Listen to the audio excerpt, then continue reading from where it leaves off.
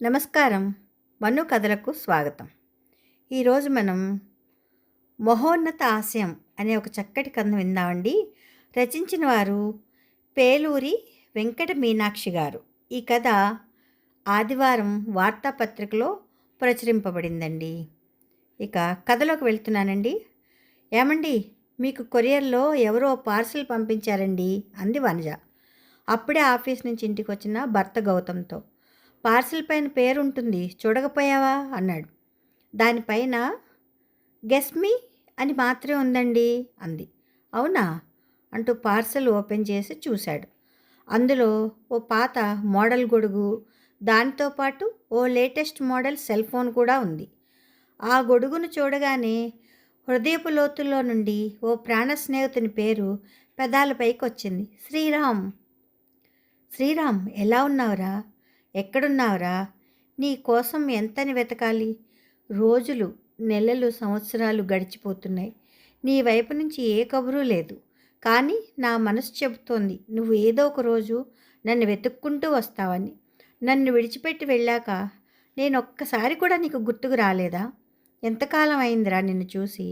నిన్ను చూడాలని ఉందిరా, నీతో కబుర్లు చెప్పాలని ఉందిరా అంటూ ఆ గొడుగును ఆప్యాయంగా గుండెలకు హత్తుకున్నాడు.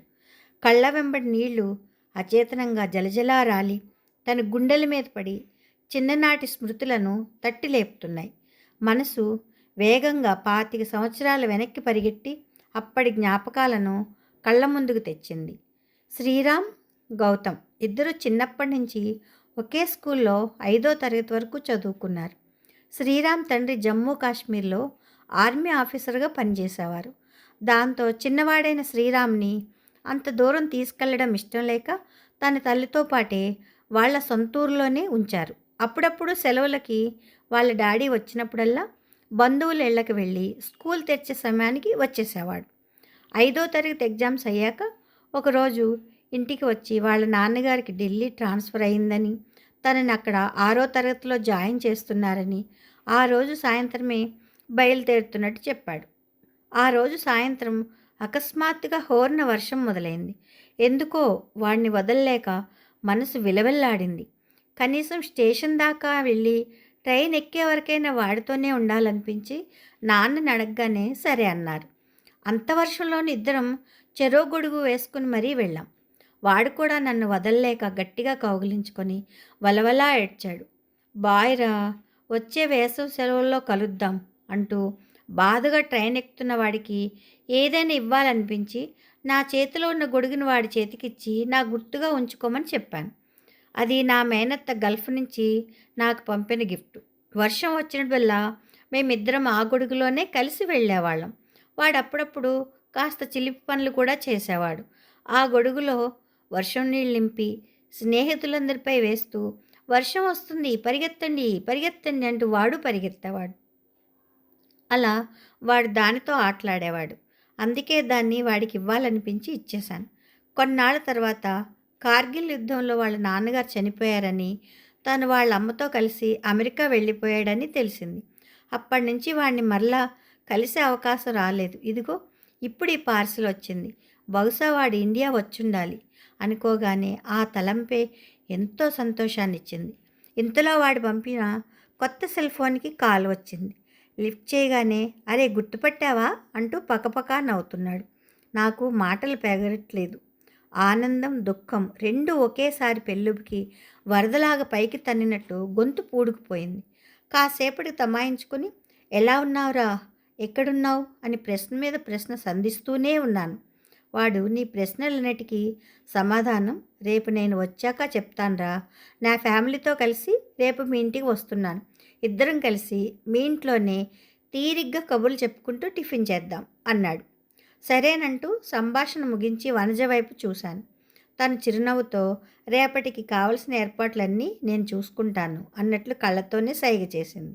ఆ రోజు త్వరగా గడిచిపోయి త్వరగా తెల్లారిపోతే బాగుండనిపించింది మనసుకు. క్షణం ఒక యుగంలాగా గడిచింది. వాడి ఆలోచనల్లో పడి ఎప్పుడు నిద్ర పట్టిందో కూడా తెలియదు.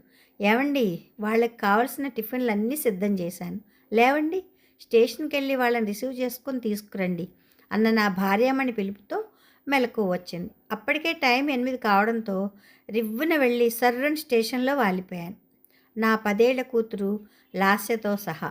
వాడు రాగానే నన్ను గుర్తుపట్టడం, కారులో మేమంతా కలిసి ఇంటికి రావడం, మా ఇరువురి కుటుంబాల పరిచయ కార్యక్రమం, వాడు మా కోసం తెచ్చిన ఖరీదైన వస్తువులనివ్వడం, అమ్మా నాన్నలకి శ్రీరామ్ దంపతులిద్దరూ కాళ్లకు నమస్కరించి వాళ్ళు తెచ్చిన కొత్త బట్టలిచ్చి ఆశీర్వచనం తీసుకోవడం, ఇలా అన్నీ చకచకా జరిగిపోయాయి. మేమందరం చిన్ననాటి ముచ్చట్లు గుర్తు చేసుకుంటూ టిఫిన్ చేశాం.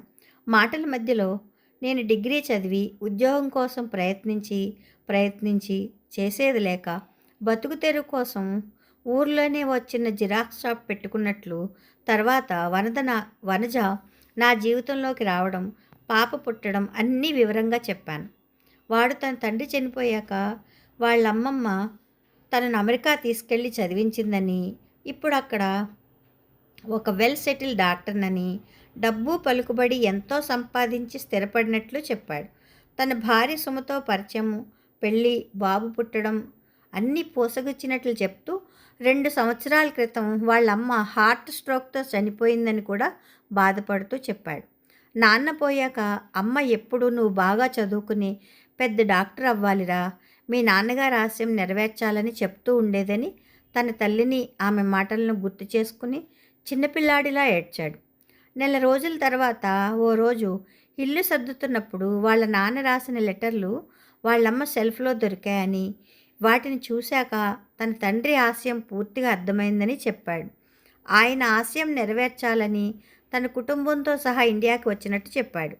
వాడి మాటలు విన్న తర్వాత అందరి కళ్ళు చెమర్చాయి. మా నాన్న అయితే మా ఊరిలో ఆయనకున్న ఎకరం పొలం తాలూకు దస్తావేజులు శ్రీరామ్ చేతిలో పెట్టి, బాబు, ఎంత గొప్ప తల్లిదండ్రులు కడుపున పుట్టావయ్యా, దేశం కోసం ఆయన ప్రాణాలు అర్పించడమే కాదు ఎంతో గొప్ప ఆశయంతో నిన్ను పెంచమని చెప్పారో వింటుంటేనే మా హృదయం పులకించిపోయింది. ఆయన ఆశయం నెరవేరాలి, నీ తల్లి పడిన కష్టం వృధా కాకూడదు. నువ్వు అనుకున్నట్లుగానే మన ఊర్లోనే ఒక పెద్ద మల్టీ స్పెషాలిటీ హాస్పిటల్ కట్టి ఉచితంగా పేదలకు వైద్యం చేయాలి. నీ సత్సంకల్పానికి ఈ చిన్న కానుక ఇస్తున్నాను, కాదనొద్దు. హాస్పిటల్ కట్టడానికి ఈ పొలం అన్ని రకాల సౌకర్యంగా ఉంటుంది అన్నాడు. వెంటనే మా అమ్మ తన చేతుకున్న బంగారు గాజులు శ్రీరామ్ చేతిలో పెట్టింది. వాడు వద్దని వారిస్తుంటే, నేను ఇప్పటి వరకు నా కన్నతల్లి వంటి ఈ మాతృభూమికి ఎటువంటి సేవ చేయలేదు. ఇప్పుడు మీ ద్వారా నాకు ఆ సేవాభాగ్యం దక్కింది, కాదనొద్దు అంటూ ఆమె ఆనందంతో కళ్ళ వెంబడుస్తున్న ఆనంద బాష్పాలను తన పైట చెంగుతో తుడుచుకుంది. అంతలో నా కూతురు లాస పరిగెత్తుకుంటూ లోపలికి వెళ్ళి తన డిబ్బీలో దాచుకున్న చిల్లర డబ్బులు తీసుకొచ్చి, అంకుల్, ఇవి కూడా తీసుకోండి ప్లీజ్ అంటూ డిబ్బీని శ్రీరామ్ చేతిలో పెట్టింది. మళ్ళీ, అంకుల్, నేను పెద్దయ్యాక పెద్ద డాక్టర్ అయ్యి మీరు కట్టే హాస్పిటల్లో ఉచితంగా వైద్యం చేస్తాను అంది. అంతలో శ్రీరామ్ కొడుకు రిషి కల్పించుకుని, నేను కూడా డాక్టర్ అయ్యి పేదవాళ్ళందరికీ సాయం చేస్తాను డాడీ అన్నాడు. అది చూసి అందరి కళ్ళు ఆనందంతో చెమర్చాయి. ఆశయం ఎంతో గొప్పదైతేనే గాని అందరి హృదయాలను గెలుచుకోలేదు. ఆ పసి హృదయాలని సైతం కదిలించిందా ఆశయం.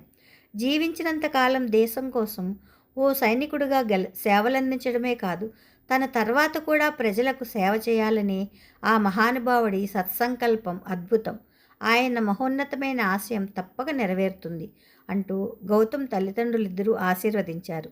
స్నేహితులిద్దరూ ఆ ప్రాజెక్టు కోసం ఏమేం చేయాలో ఆలోచించుకుని ఆ రోజే తమ చిన్ననాటి మిత్రులందరినీ సమావేశపరిచి గ్రామ పెద్దలతో మాట్లాడి కార్యాచరణకి వారి దగ్గరున్న 10 కోట్లకి సరిపడా లెక్కలు వేసుకొని కావలసిన అమౌంట్ ఎలాగ మీట్ అవ్వాలి, బ్యాంకులో లోన్ ఎలా తీసుకోవాలి, అన్ని విషయాలు మాట్లాడుకుని పట్టుదలతో ముందడుగు వేశారు.